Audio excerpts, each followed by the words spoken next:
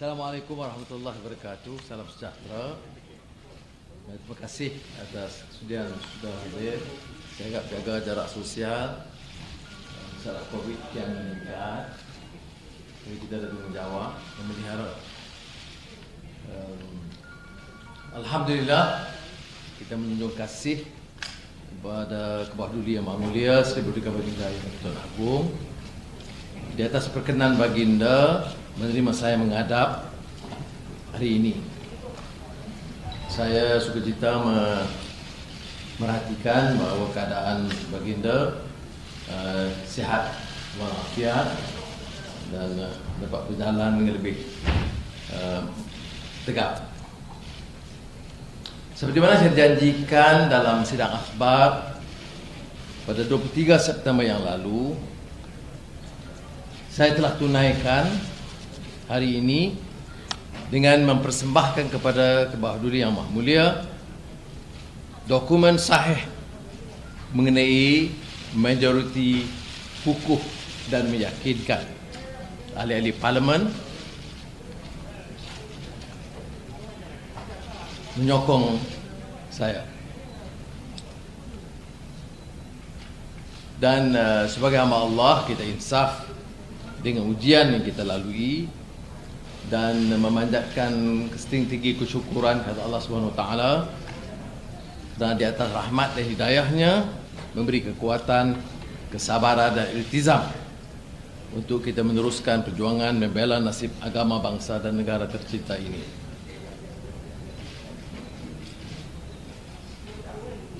Saya pohon semua pihak memberikan ruang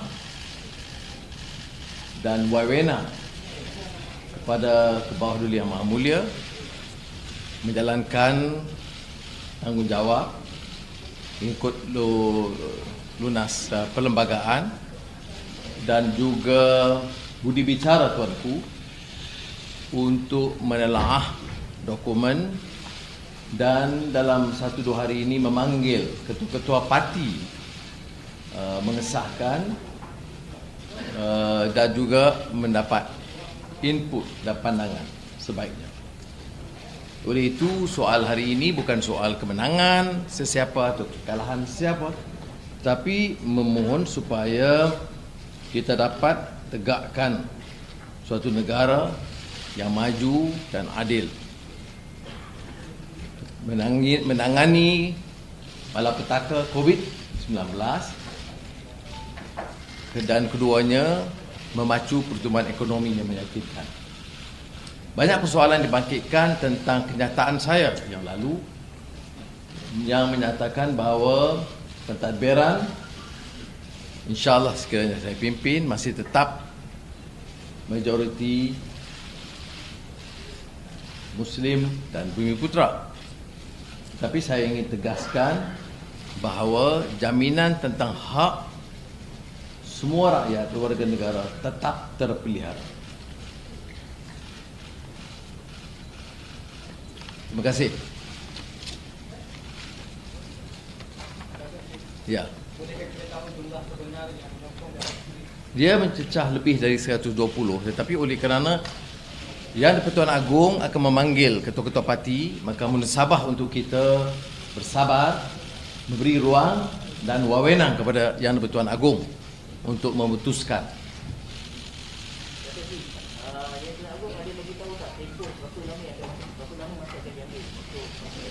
Yang di-Pertuan Agong ada ruang dan discretion. Jadi saya ingat tidak wajar untuk kita bagi tarikh ataupun tetapkan waktu atau masa. Saya pun tadi maklum kepada tuanku, kita akan bersabar dan gunakan kebijaksanaan dan ruang untuk tuanku. Cuma kalau berdasarkan perkembangan tertinggi, saya masih beranggapan kerajaan Kassim Muhyiddin sudah jatuh. Itu dalam bentuk apa ya? Adakah kenyataan bersifat atau bagaimana? Yang mana? Dokumen sahih itu saya berikan cara kepada Yang di-Pertuan Agong. Ada bentuk akuan bersumpah, ada bentuk pengesahan dokumen ketua-ketua parti. Ya okey. of course, I take this opportunity to express my profound gratitude and appreciation to His Highness Yang Tuan Agong for granting me an audience and giving me the opportunity to explain and present the relevant documents for his perusal. With these documents, it is abundantly clear that we have registered a formidable, convincing majority in Parliament, or among parliamentarians. I would appeal to the general Malaysians to exercise patience, wisdom, and to allow the King to digest, decide based on the spirit of the Constitution and the discretion of His Highness. Meanwhile, we must also remember that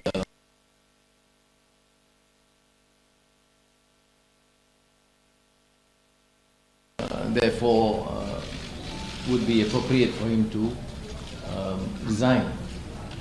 But our focus, of course, again, our concern about COVID-19, but the need to ensure that Malaysian economy grow, and we have the impetus, which is lacking at present, both in the way we handle COVID-19 and also without a clear, definite plan of action to revive the economy. Yeah. There were some concerns expressed due to my earlier statement on the 23rd about Malay Muslim or Bumiputra Muslim majority in this country. I'm just explaining the circumstances and the dictate of the present.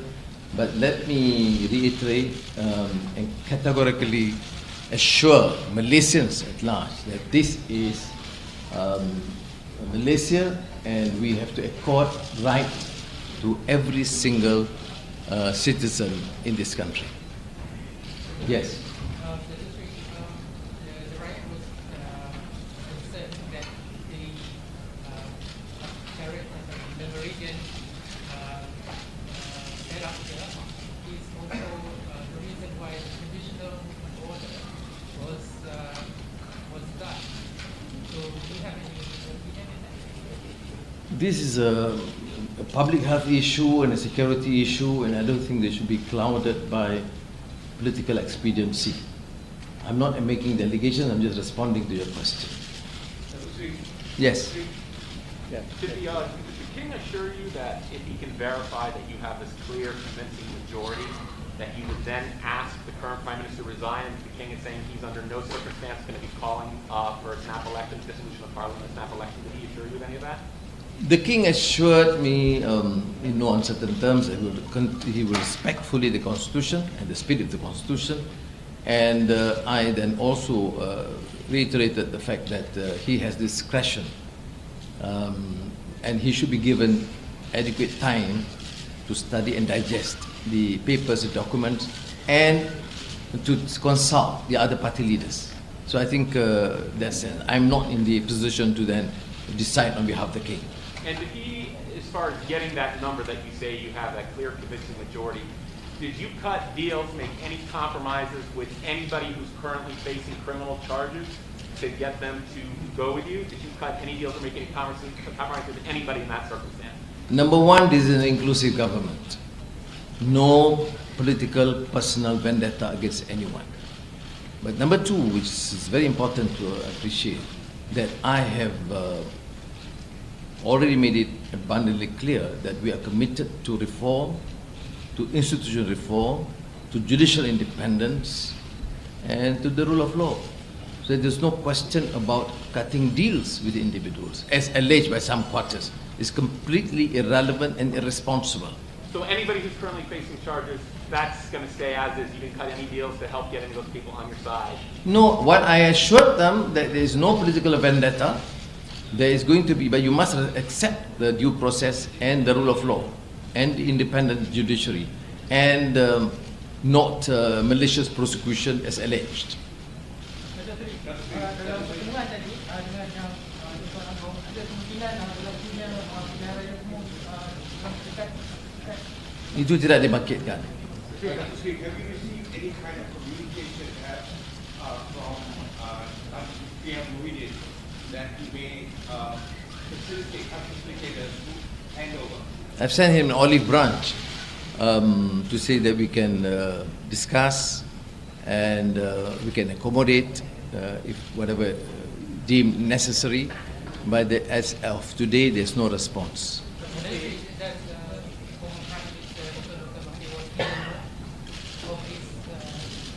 Yeah, through emissaries, possibly part of it, but I have not had any direct communications with him. Yeah. In the meeting with the king, did he tell you what he intends to do next? Maybe meeting with all the party leaders? What is the process now? No, it's quite known the fact that he will consult the other party leaders and therefore he should be given time. We're not pressing him for any prompt decisions. So I think that is what discretionary powers is all about. Baik.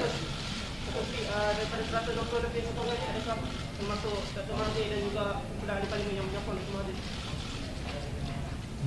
Nanti senarai itu akan dikeluarkan kemudian.